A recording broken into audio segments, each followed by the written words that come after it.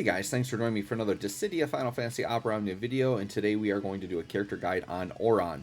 Auron is one of the better cover tanks in the game, so he's one of those basically tanks that can cover your allies. He counterattacks and does a lot of damage that way, has some debuffing in his kit.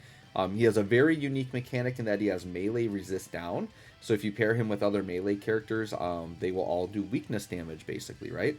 So in this video, we'll talk about his artifacts, his spheres, and then jump into the showcase.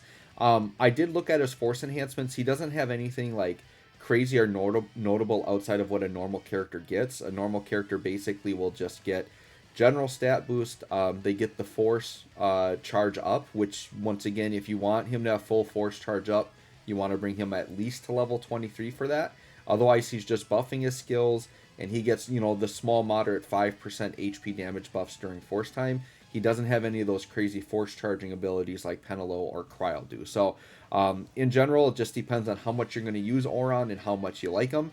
Once again, the more you are going to use a character, the more I would recommend take them up to 30.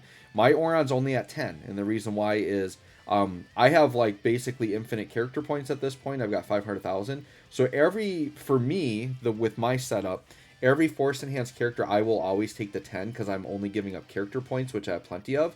But after that, I'm only investing stones on characters that I'm going to use a lot. Right now, I don't plan on using Auron a ton, so I'm not going to like invest as heavily there. If I change my mind, I can always go back and add that in, right? But right now, I'm on kind of the Penelo Cryo Kane show is kind of what I'm rolling on. If you guys didn't check out my Shinryu fight with them, it was pretty crazy. So we'll see in the future if I do need to use more Auron a little bit more. If he's not giving me what I need, I can definitely invest into him more later. So let's go ahead and let's take a look at his artifacts here. So for artifacts on Auron, some combination here of attack 108, max brave 330, or debuff attack up.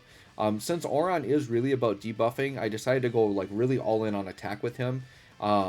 Just to help him do more damage. Now, several of his attacks do ignore defense, so with that in mind, you could lean more on the max brave route if you wanted to, because he is going to be doing good damage when he's ignoring defense. So that's something else to keep in mind with Auron there.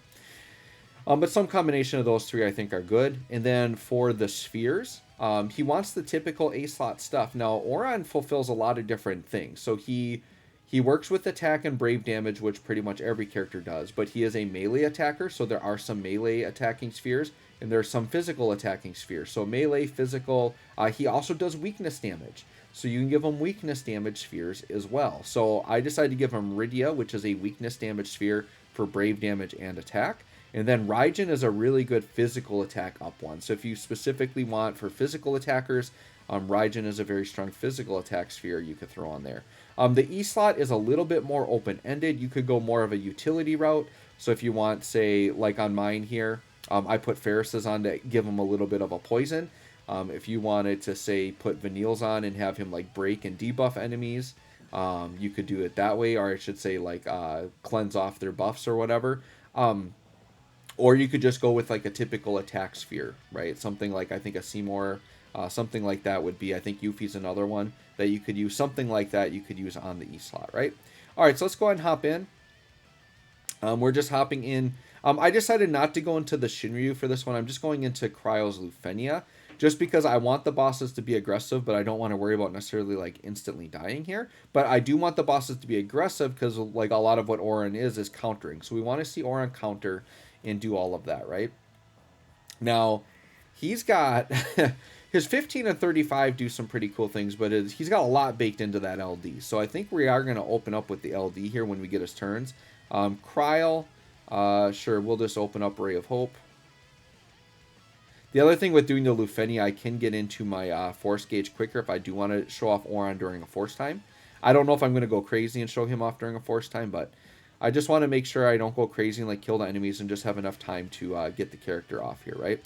So Auron's going to start off with like 2 turns in a row. So I usually like to get the LD up right away. So let's go ahead and do that.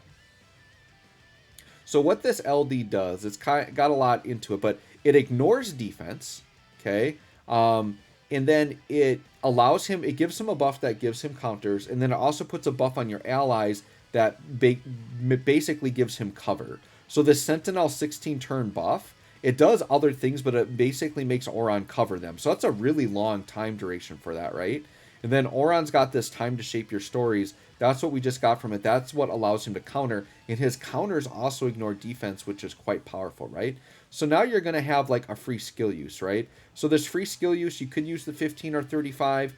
You could jump into the EX. You could do an AA if you want to. What I might do, since I can just take a free turn, is I might just use the AA and get that up.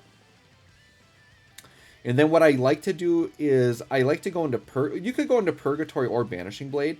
One little side note is Purgatory does like raise his defense. It gives him his speed, which for tanks you normally don't want them to go faster. So some people do like remove that passive off of the character, so that they don't get the speed up. I don't really worry about that personally. I kind of just let them equip everything and play them as the devs intended. But yeah, if you want to take speed passives off of Auron, that's something that a lot of players like to do, is to take speed off of their slow tanky characters, right? All right, so we're going to go ahead with Penelo here, and we're going to do an attack.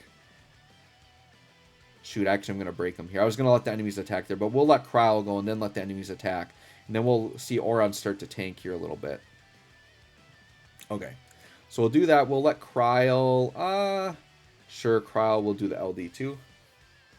And then I will have Force Time up if I choose to use it.